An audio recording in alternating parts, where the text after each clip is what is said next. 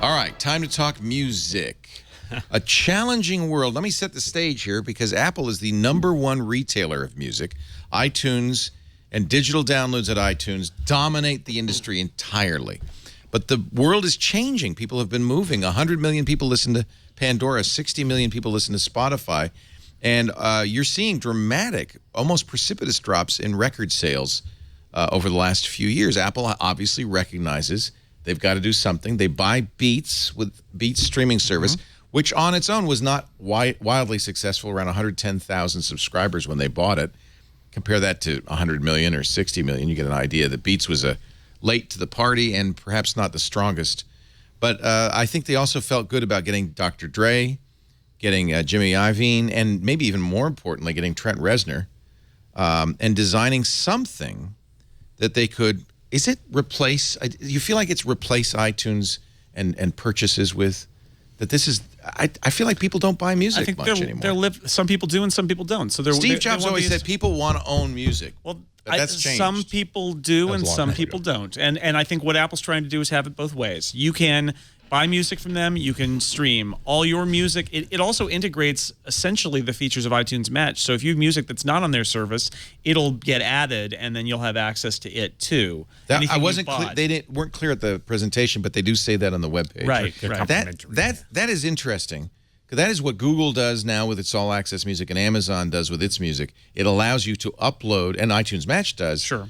But now they allow you to upload and stream via their new music service. Yeah, so that way, if that's a competitive advantage. If Taylor Swift weren't on this service, and maybe she will be, but she's not on the others, and you buy her album, it would just be integrated with all the other music. I use the Beatles as an example. It's the only way you're going to get Beatles on a streaming music service. Right, is that you bought them on CD or on iTunes, and they will just show up. Yeah. But otherwise, I think Beats Music is a good service. I love how they spent time talking about, it's the thing I liked from their music presentation, is they talked about curation. They talked about using human beings to pick playlists, and it's people who understand music who are trying to go beyond the algorithm. And Beats, as a music service, was really good, is, until the end of the month, that was its thing that it was That was its thing. That's what Jimmy Iovine stepped forward when they founded Beats and said, we believe we want to bring the human back into the music business. So I think it's a good service. It was late to the party and hasn't really caught on, but I think Apple... It's also hobbled by its association with AT&T, I think. I think it's a smart move. It was a smart move for Apple to take it. I think rebranding it is just fine, but I think that they're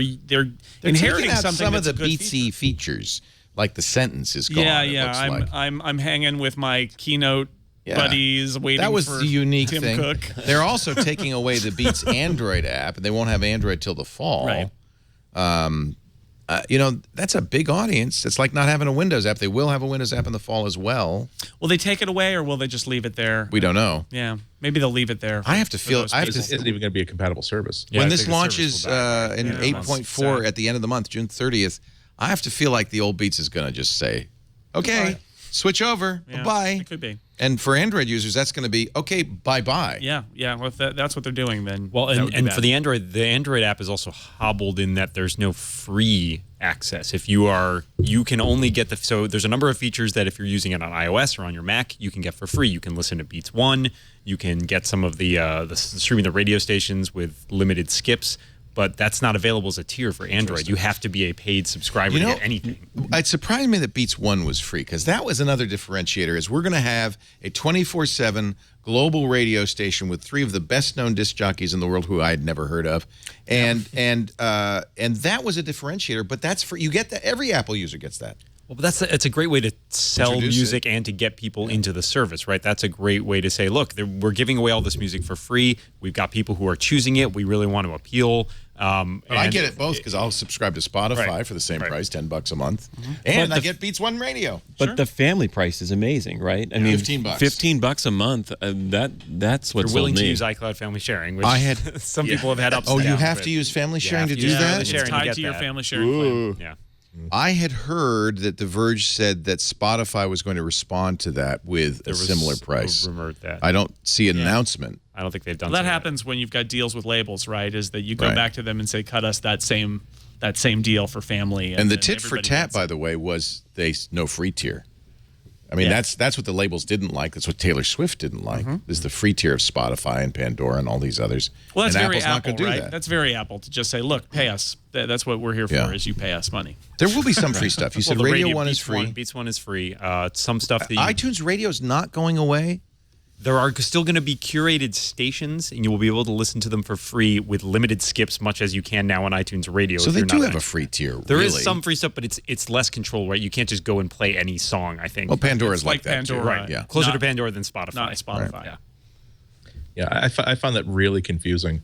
I mean, I was expecting to see one just sort of tight ball of music features, but now I'm thinking, okay, so I've got the radio station, plus I've got iTunes Match, plus I've got Apple Radio, plus I've got curated playlists from other people, plus I've got a social media platform.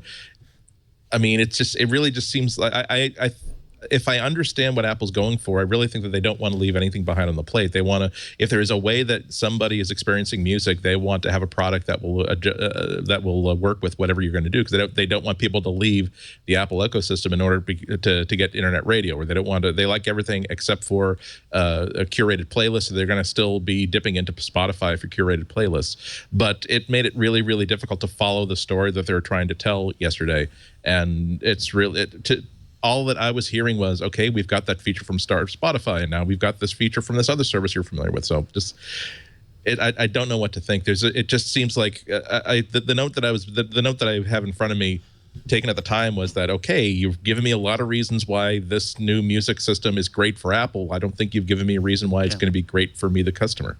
I think the service could be good, although getting all that stuff in a single app is going to be really hard. I think there's no question. Has anybody seen the app?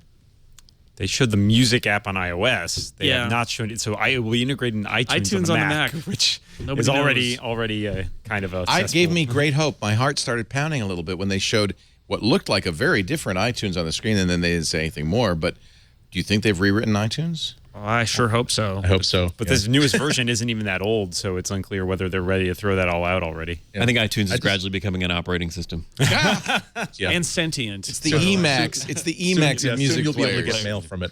But Andy's absolutely right. They didn't make the case, and that's one of my great faults with that section of the keynote. Is not only is it long and boring and overstuffed and self-indulgent and very not Apple keynote, but they have a very interesting, complicated service that they need to make the case for, and instead it was sort of like, here's Drake, he'll tell you some stories, and they didn't make the case that they needed to make.